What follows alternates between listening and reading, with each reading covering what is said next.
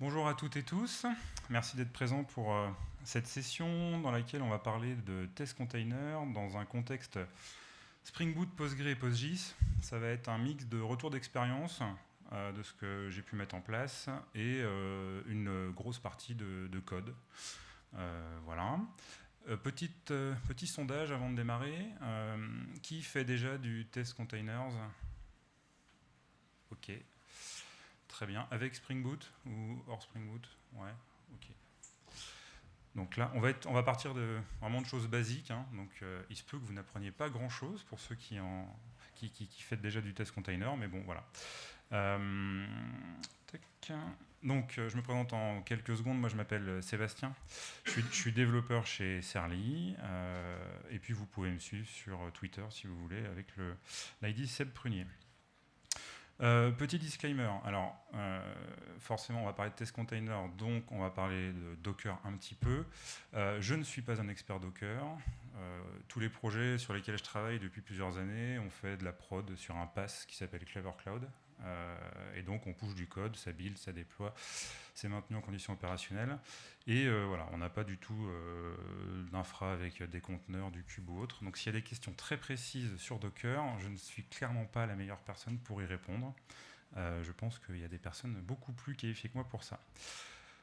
Je vais vous parler du contexte du projet dans lequel on a été amené à mettre en place Test Containers, un petit peu l'architecture du code. Alors ça c'est important, notamment pour le point suivant qui est la stratégie de test, pour comprendre la stratégie qu'on a mis en place. Une petite intro très rapide sur Test Container et on va passer à du code avant de conclure. Alors, le projet sur lequel j'ai travaillé, enfin je travaille toujours d'ailleurs depuis 2 ans maintenant, c'est un projet qui permet de répondre à la question suivante. Alors c'est un peu d'actualité, notamment avec les événements climatiques de cet été. C'est est-ce que vous êtes au courant des risques naturels et technologiques autour de chez vous? Alors risque naturel, on parle d'inondation, on parle de là, les grosses fissures dans les murs, c'est lié au retrait-gonflement des sols argileux, les incendies aussi, malheureusement tristement d'actualité, submersion, et puis aussi des risques technologiques, usines Céveso, ce genre de choses. Donc en fait, la plupart des gens ne sont pas au courant de ça. Et en fait, il s'avère qu'il y a plein de données ouvertes, mises à disposition principalement par le gouvernement, qui répondent à cette question-là. La plus connue, c'est GeoRisc, qui donne plein d'infos sur toutes les choses dont je vous ai parlé avant. Et donc nous, on a fait une appli qui permet, pour une adresse donnée, d'aller voir ce qui se passe autour de chez soi. Petite démo rapidement, qui est Louis Prunier. C'est rigolo. Hop. Ce n'est pas quelqu'un de ma famille. Donc voilà l'application. Hop. Bon, le but c'est pas d'y passer trop de temps, mais on peut aller visualiser ce qui se passe. Donc là, on est en zone rouge argile. Donc si le bâtiment se fissure, ça peut s'expliquer.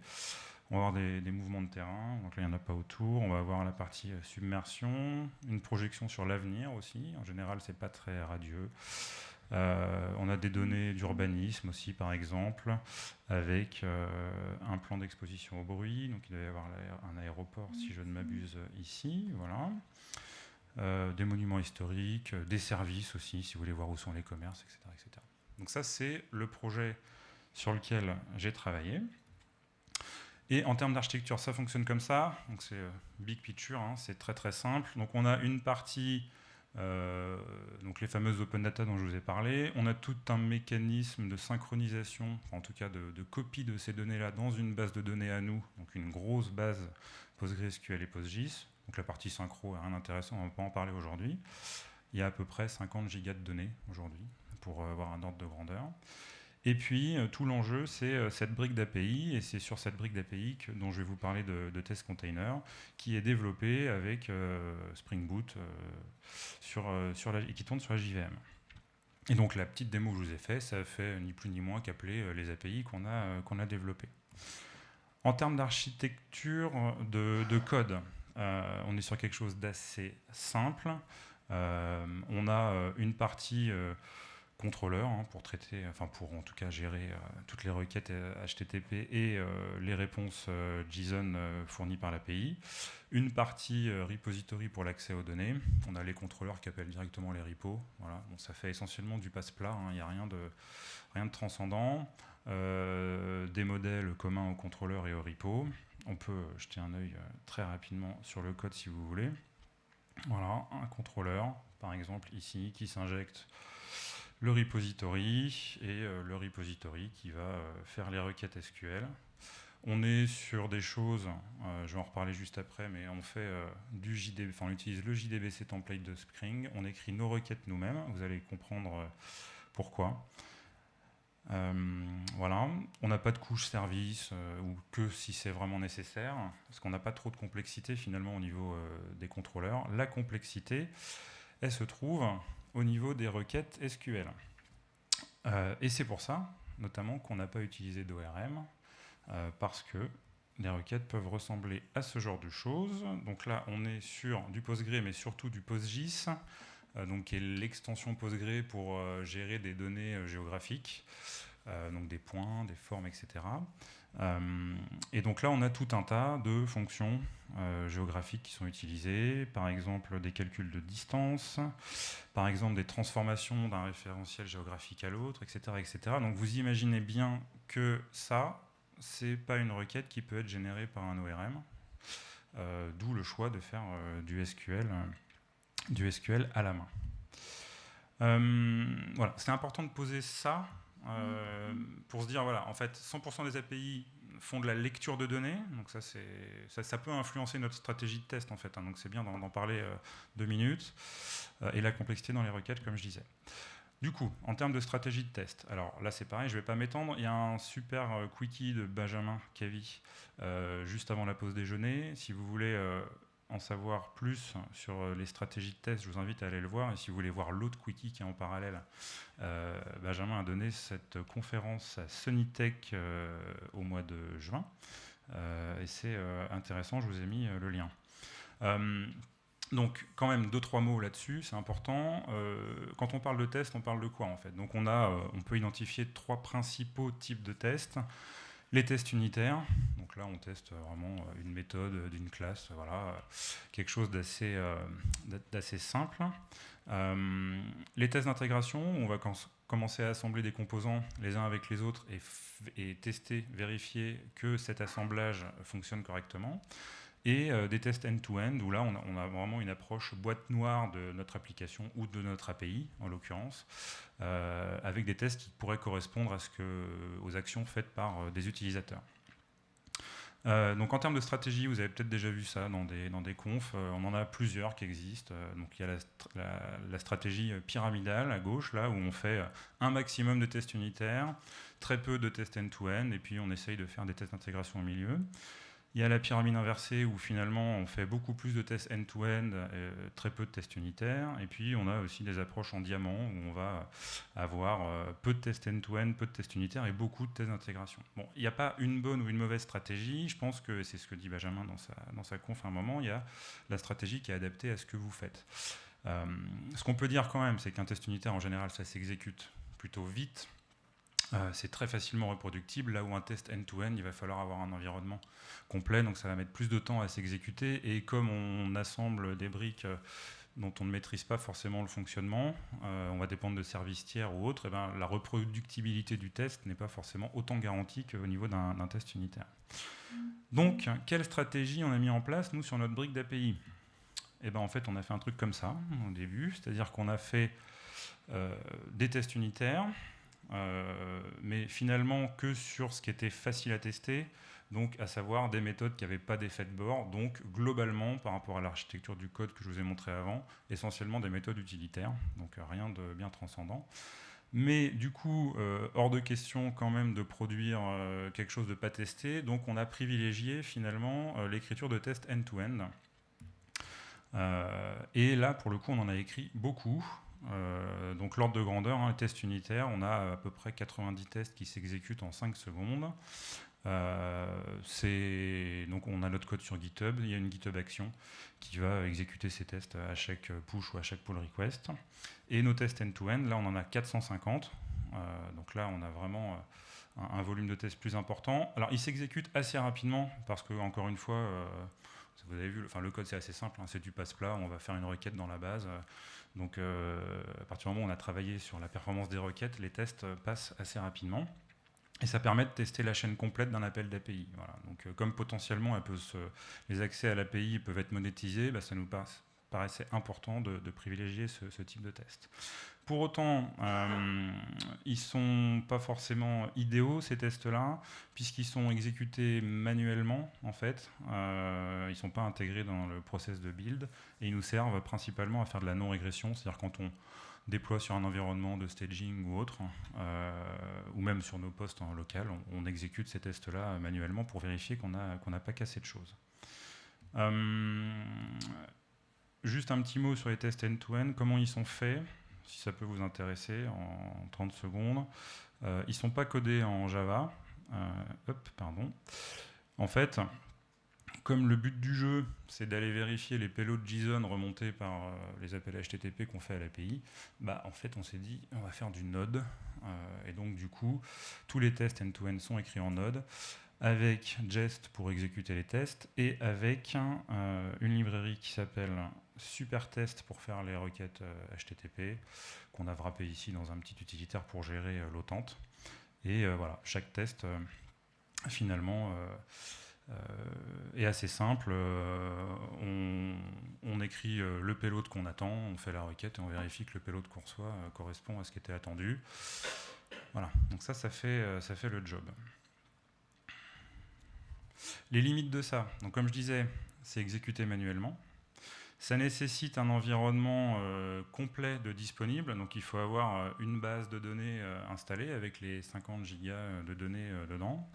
Et surtout, le principal problème, c'est qu'ils arrivent tard dans le processus de développement, c'est-à-dire que quand on se dit, hop, on déploie en staging, ou en pré-prod ou autre, on lance ces tests-là. Si on détecte des bugs, et je vous garantis que c'est arrivé, des effets de bord, des trucs un peu indésirables, en fait, voilà, faut qu'on revienne en phase de dev. Donc le cycle de correction est pas forcément idéal.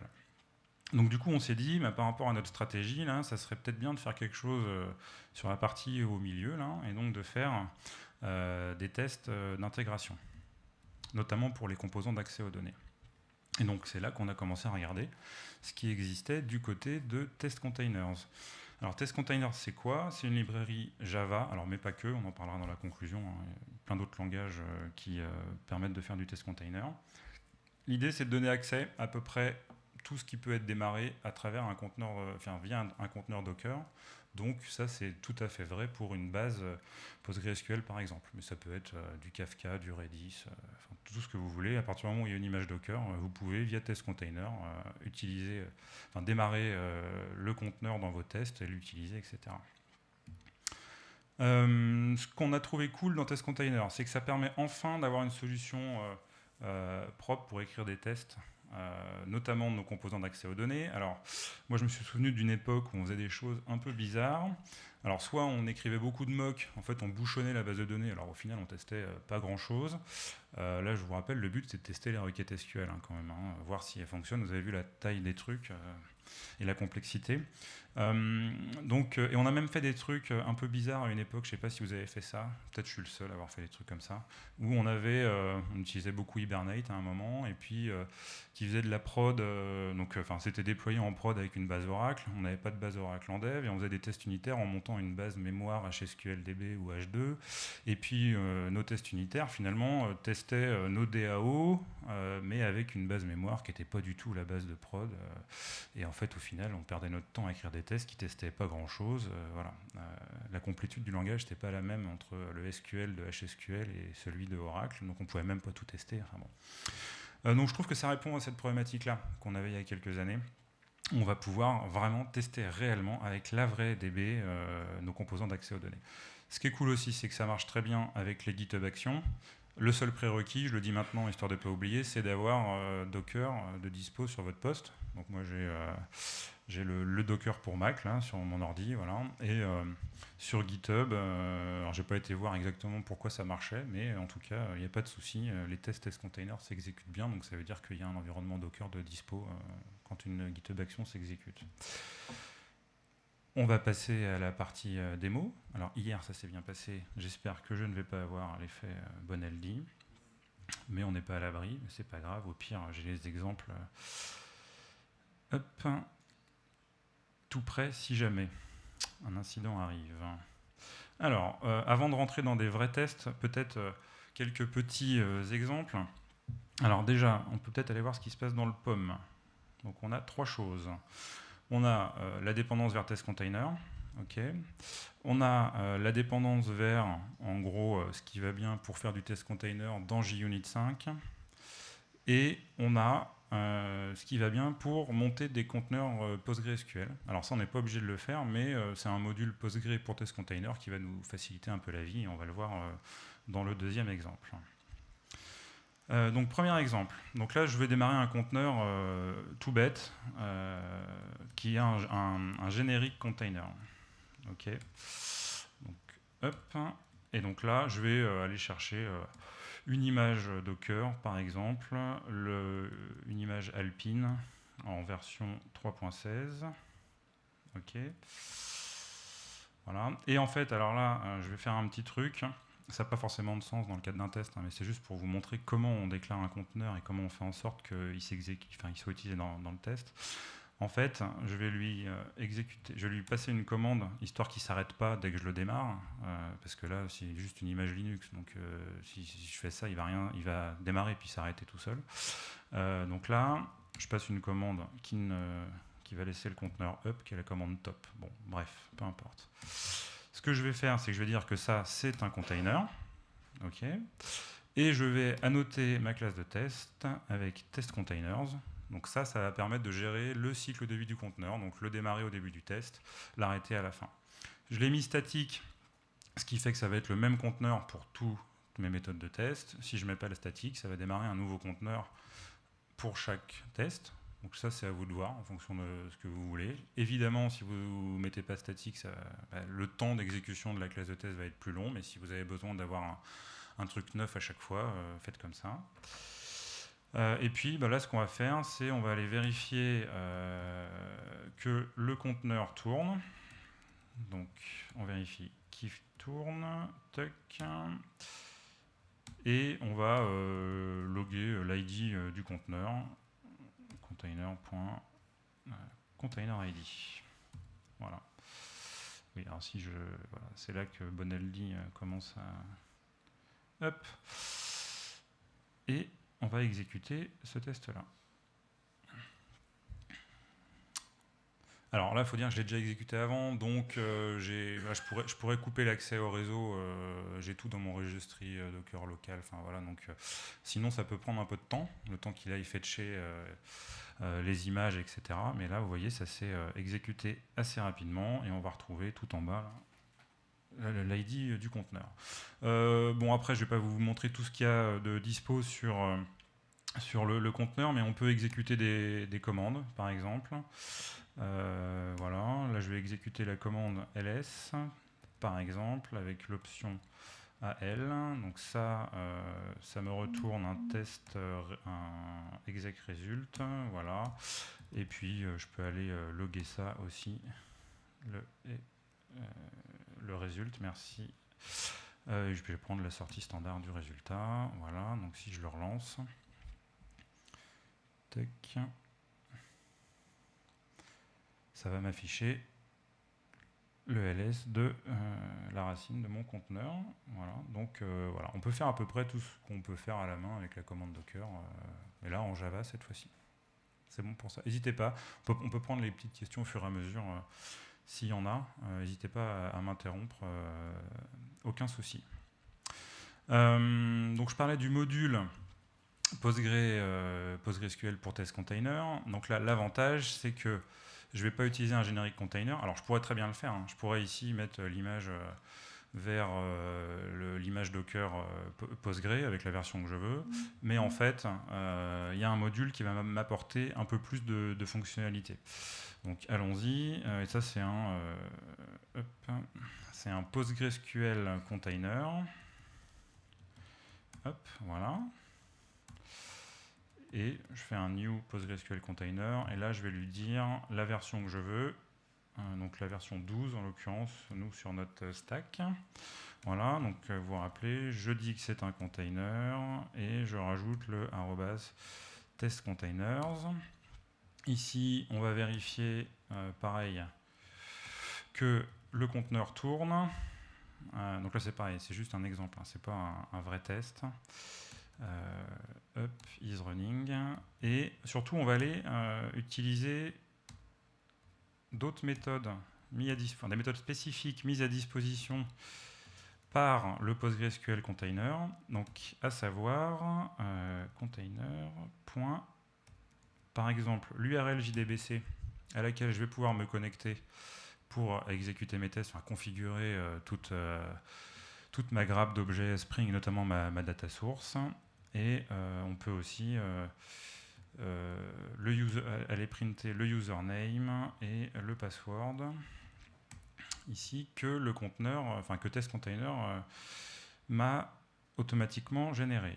Hop, donc j'exécute ça et on va voir ce qui se passe. Hop. Voilà. Donc vous voyez l'URL ici. En fait, il m'a démarré une base Postgre accessible via localhost sur un port 63.396. Donc ça, il a pris un port random disponible. Et puis user test et password test. Ok. Si je relance, ça va être un autre port. Si je veux un user et un password spécifique, je peux tout à fait le renseigner ici. Donc là, si je mets jug et puis on va mettre password summercamp par exemple. Voilà, je peux faire ça. Et donc là, ça va utiliser. Alors vous allez voir non seulement qu'il va le démarrer sur un autre port, et puis il va me utiliser le user et le password que je lui ai donné. Ok. Voilà. Bon, il y a un truc que je ne peux pas faire, et ça c'est important pour comprendre un truc fondamental pour la suite, c'est que je peux lui dire quel port, le with expose port, mais ça c'est une méthode de base de test container, c'est pour dire quel port je souhaite exposer à l'extérieur de mon... Enfin, quel port à l'intérieur de mon conteneur je souhaite rendre visible à l'extérieur. Mais en fait, le port, là, le 63 000 et quelques, je peux pas le fixer en dur. C'est pas possible. Donc, ça veut dire un truc, ça veut dire que en fait, je ne peux pas déterminer à l'avance l'URL JDBC sur laquelle mon conteneur va être accessible et ma base Postgre. Donc, en fait, je ne peux pas faire un truc que j'ai essayé de faire au début, à savoir utiliser un profil Spring spécifique à mes tests, dans lequel j'aurais configuré ma data source avec l'URL JDBC qui va bien, parce que je ne connais pas le port à l'avance. Okay. Donc, il va falloir faire autrement. Et donc là, on va rentrer dans un vrai cas de test, en testant un composant assez simple, hein, qui est le Data Provider Repository. Data Provider, en fait, c'est juste une table qui liste l'ensemble des fournisseurs de données, là, ceux que je vous ai montré au début, GeoRisk, IGN, etc. Donc là, je veux tester que quand on va récupérer un provider qui s'appelle l'INSEE, on récupère bien l'INSEE, etc. etc. Donc, allons-y. Hop, donc là, je vais prendre mon conteneur Postgre. Hop. Alors, je vais faire un beau, joli copier-coller, ça ira plus vite. Tac. Ok. Ça c'est bon. Et après, en fait, moi au début, la première chose que j'ai fait, je me suis dit, je vais configurer à la main mon data provider repository. En fait, je ne vais pas utiliser les mécanismes d'injection de Spring. Bon, c'est comme ça que j'ai fait la première fois. Une manière peut-être un peu naïve, mais au moins je maîtrisais ce que je faisais. Ça m'a permis d'y aller étape par étape. Et donc, j'ai créé comme ça data provider repository. Je lui ai passé mon name de JDBC, un paramètre template à la main. Voilà, dans lequel faut passer une data source, on va voir ça juste après, c'est là que ça va devenir intéressant, et un mapper là, qui me permet de convertir mon résultat set en objet de mon modèle. Et là, donc, pour la data source, il faut utiliser un data source builder, .create. Hop, là je vais passer le driver class name org.postgre. Alors hier je l'avais mal écrit, ouais, je suis en train de mal le réécrire. Postgre.driver, c'est ça, ou PostgreSQL, je sais plus. Ouais, bon, c'est là que ça n'a pas marché, c'est pas grave. L'URL, donc là ce qui est bien, c'est que je vais prendre la fameuse JDBC URL de mon conteneur, le username de mon conteneur, ok. et le password de mon conteneur. Tac. Voilà. Tac, ça, je le build, et voilà. Je pense que c'est ça, je sais plus. Bon, ouais, on va se dire que c'est ça. Allons-y. Est-ce que ça fonctionne, à votre avis? Non, ça devrait planter. J'ai oublié un truc. Et ça, voilà. En fait, il va me dire, parce que là, j'ai pas de données dans ma base. Hein. Donc là, il va me dire qu'il connaît pas la table, je sais pas laquelle. Voilà, data provider. Donc, oui, ce que je vous ai pas dit, c'est que nos scripts qui permettent de créer la base. Donc, on est sur un système d'évolution un peu à la Flyway ou à ce qu'on a dans Play Framework pour ceux qui connaissent. Et donc, en fait, pour que ça fonctionne, les repositories, ils ont besoin d'une base avec ces requêtes-là qui ont été jouées. Bon, ça tombe bien, puisque ici, en fait, ce que je vais pouvoir dire au moment où je crée mon conteneur, je vais faire un with init script. OK, et donc là, database /ups. Alors, j'ai besoin que du premier pour ce test-là. Donc, allons-y. 01 underscore data source.sql. Ok. Qu'est-ce que j'ai fait? Qu'est-ce qui ne va pas? Ah. Qu'est-ce que...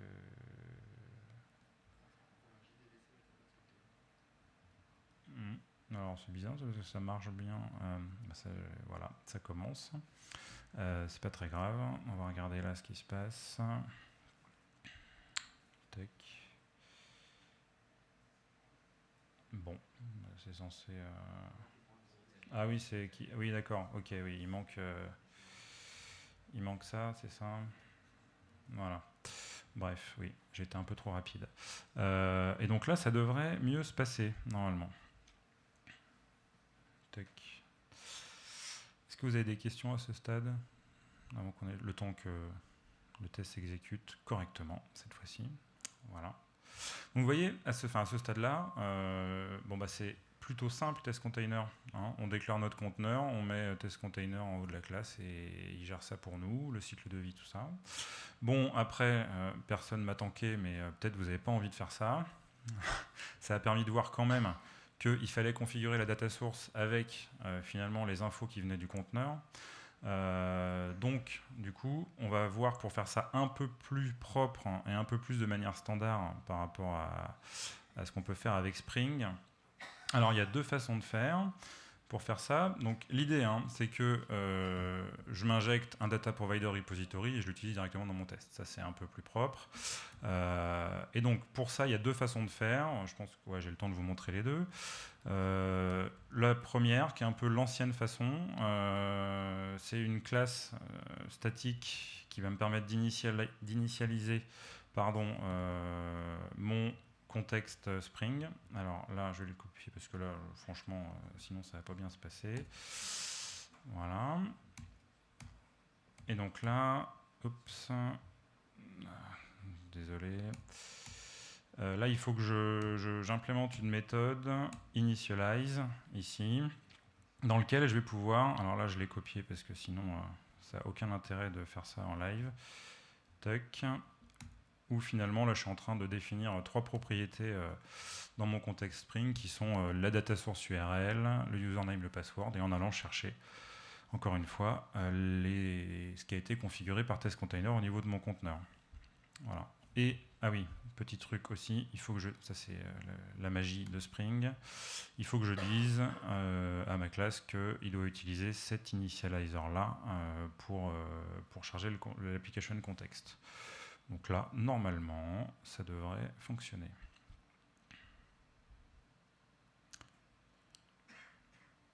Voilà. Bon, depuis Spring 5, il y a une façon un peu plus propre de faire ça. Parce que là, franchement, voilà quoi. Il y a une façon plus propre et moins verbeuse de faire ça via une annotation qui s'appelle Dynamic Property Source. Donc là, cette fois-ci, on ne fait pas une classe statique, mais on fait une méthode statique void, je vais l'appeler override properties. Alors elle prend en paramètre un registry. Tac. Voilà. Tout ça, vous le trouvez facilement dans la doc de test container ou sur Stack Overflow, comme on fait tous plus ou moins. Et là, c'est pareil, j'ai copié les choses, mais voilà. On vient de définir les trois propriétés, URL, username, password. Et là, il n'y a rien de plus à faire. Si je l'exécute, ça devrait fonctionner comme le test précédent. Voilà. Donc au final, la complexité de test container avec Spring Boot, c'est plus ça, où j'ai un peu tâtonné au début, c'est comment configurer correctement l'application context. Alors, qu'est-ce que j'ai fait? Il n'y a pas le port. Non, le port il est dans l'URL. Pourquoi il cherche? Ah non, j'ai pas mis la notation que j'ai dit qu'il fallait mettre, tout simplement. Voilà. Donc forcément, ça n'a pas été exécuté. Tout ça, c'était fait exprès, évidemment. Voilà. Oui, le port est dans l'URL. Après, on peut récupérer le port, je pense. Non, même pas. Voilà.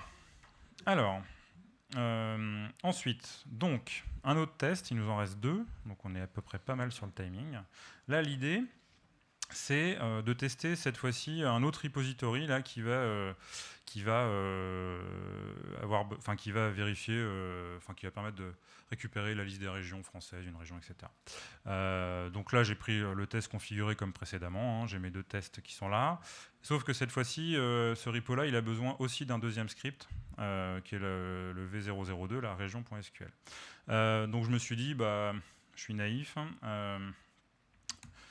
je fais un deuxième with-init script, et puis ça devrait bien se passer. Bon, ça, je vous le donne en mille. Ça ne va pas fonctionner. En fait, tout simplement parce que le with-init script, on peut aller voir ce qu'il fait. Il fait ça. Donc autant vous dire que ça va exécuter que le deuxième et pas le premier. Et en fait, j'ai un autre problème aussi. Alors, on va peut-être s'en rendre compte là. C'est que le deuxième script, il utilise des données géographiques de PostGIS, voilà. Et en fait là, il n'arrive pas à créer l'extension PostGIS, à créer les types géographiques, etc. Donc là, on a 2 problèmes en un. Alors, le premier, pour le with-init script, il y a des issues, des PR qui ont été faits sur le GitHub de Test Container. Alors, avant les vacances, c'était toujours pas mergé, c'était toujours pas corrigé. Pour faire un with-init script au pluriel, donc moi, ce que j'ai fait, c'est que j'ai fait un custom PostgreSQL container. Ok, j'ai géré une liste de scripts, et puis en fait on a si on va se balader un peu dans le code de test container, on a une méthode là un peu simple d'utilisation qui est script utils, qui me permet d'exécuter un script en récupérant un database delegate, etc. Donc bref, exécuter plusieurs scripts, c'est pas plus compliqué que ça, il fallait juste trouver la bonne méthode où le faire, etc. Donc du coup on va utiliser ce custom PostgreSQL container. Ok, hop. Voilà. Et là, du coup, je vais pouvoir passer mes 2 scripts. Tac. Voilà. Ok. Sauf que là, on a toujours le problème PostGIS. Alors, ce qu'on peut faire, c'est d'utiliser non pas une Postgre, mais du coup, l'image PostGIS. Alors, est-ce que je l'ai écrit quelque part? Ouais, merci. Je savais que voilà. Donc là, en fait, je peux dire, alors, on va faire un docker imagename.parse. Je vais lui dire d'aller chercher cette image-là. Si je fais juste ça, ça ne va pas fonctionner, parce qu'il va dire, là, tu me demandes de démarrer avec un PostgreSQL container avec une image Docker que moi, je ne connais pas, qui s'appelle PostGIS, et je ne peux pas te garantir que ça marche. Donc en fait, il faut lui dire que ça, en fait, c'est une image qui est compatible pour substituer Postgre. Ok.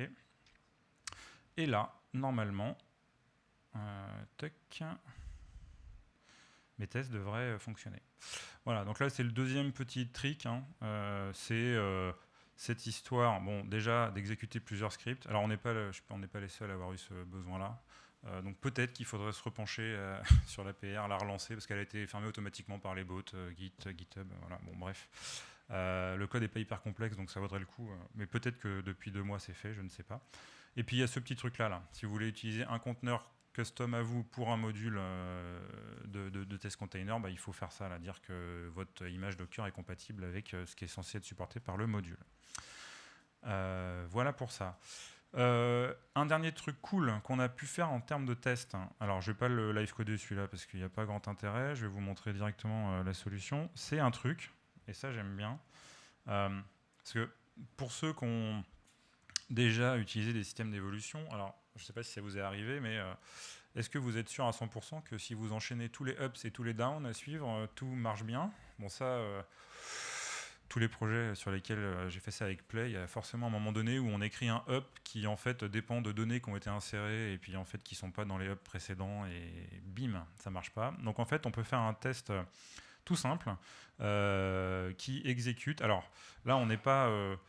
Là, c'est vraiment du code un peu bas niveau. En fait, je récupère une connexion JDBC via mon conteneur Postgre. Et puis, à travers cette connexion-là, je vais exécuter les scripts qui sont dans mes ressources. Et donc, j'exécute tous les ups et tous les downs. Donc ça, on est au niveau TU, donc c'est cool. Ce qui fait que ça nous garantit au moins qu'on n'a pas un pain dans nos scripts de migration de base de données. Voilà, parce que ça, quand ça arrive en prod, quand vous mettez à jour l'environnement de prod, bah, c'est un peu pénible. S'il faut commencer à aller fixer des trucs, enfin ça, il faut pas le faire, quoi. Donc j'aime bien ce petit test-là, là, qui permet de vérifier que tout est OK d'un point de vue évolution. Voilà. Voilà pour la démo. Donc c'était assez basique, hein, comme je vous ai dit. Mais du coup, on est bien sur le timing. Si vous voulez aller un peu plus loin et découvrir Test Container, alors là aussi sur une stack Spring, il y a Marco Beller qui est un advocate de chez JetBrains qui fait 1 heure de live coding aussi. Alors c'est pas du Postgre, c'est du MySQL, mais il aborde un peu toutes ces problématiques là aussi. Il part de zéro et il construit ses tests petit à petit, donc ça c'est plutôt intéressant, en anglais mais très intéressant. Pour conclure, qu'est-ce que je peux dire?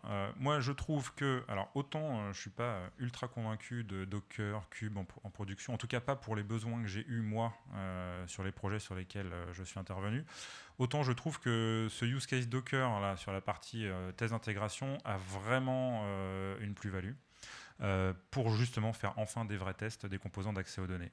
Le code est dispo sur mon dépôt GitHub. Si vous ne faites pas du Java mais que vous êtes intéressé par Test Containers, allez voir sur l'orga Test Containers, il y a à coup sûr ce qui va bien dans votre langage. Hein. Là, on a Go, Rust, Node, JavaScript, .NET, Python, il y en a d'autres. Et un dernier point, un commentaire que j'ai vu justement dans le live coding là, de Marco, il y a quelqu'un dans un commentaire qui a dit mais avec Quarkus c'est encore mieux, ça va plus loin. En fait, à partir du moment où vous déclarez la dépendance à Postgre par exemple, il va vous câbler tout ce qui va bien pour faire du test container avec les PostgreSQL containers, etc., etc. Out of the box. J'ai pas été vérifié, je fais pas beaucoup de Quarkus encore. Voilà, je sais pas s'il y en a qui font du Quarkus avec Test Containers qui peuvent confirmer ça, mais ça a l'air hyper intégré à la partie testing, Test Container avec Quarkus. Voilà, c'est la fin. Il nous reste 2-3 minutes pour des questions. En tout cas, merci d'avoir assisté à cette présentation. Bonne fin, bonne suite de conférence. N'hésitez pas à aller voir le cookie de Benjamin si vous voulez. C'est assez intéressant sur la stratégie de test.